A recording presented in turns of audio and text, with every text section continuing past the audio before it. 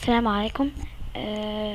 بسم الله الرحمن الرحيم. النهارده يا جماعه ان شاء الله انا جاي اوريكم ازاي تحل مشكله ديسكونكت لما تيجي تخش اي جيم. ساعات بيطلع لك ايرورز ويقول لك ديسكونكت وما بيقدرش يدخلك جوه الجيم. دلوقتي عشان تحل المشكله دي قدامك حل من الاتنين.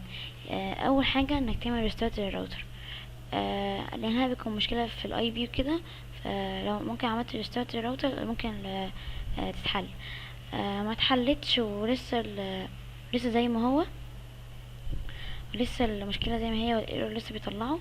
يبقى قدامك الحل الوحيد وهو انك الفي بي ان، تشغل الفي بي ان. وانا طبعا بفضل الفي بي ان اللي هو الهايد مي، ان هو صراحه اكتر حاجه يعني شغاله معايا كويس لحد دلوقتي وكده. تسيبه تعمل كونكت وتسيبه اوتوماتيك زي ما هو، هيعمل كونكت على نيذرلاندز. بعد كده تخش جيم كاستم الاول وتجرب.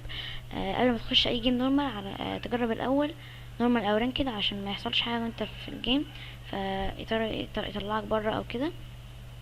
وانا معلش مش هعرف اخش جوه الجيم عشان مش بيرضى يعمل ريكورد جوه، بيجيب بشاشه سودا. حتى مشكله الشات متصلحه عادي، يعني مفيهاش مشكله. لو بس هي المشكله بتيجي بعد اول ما تعمل كونكت على طول الفي بي ان، بس بتمشي بعدها بدقيقتين او حاجه. بس ف جرب الطريقه دي.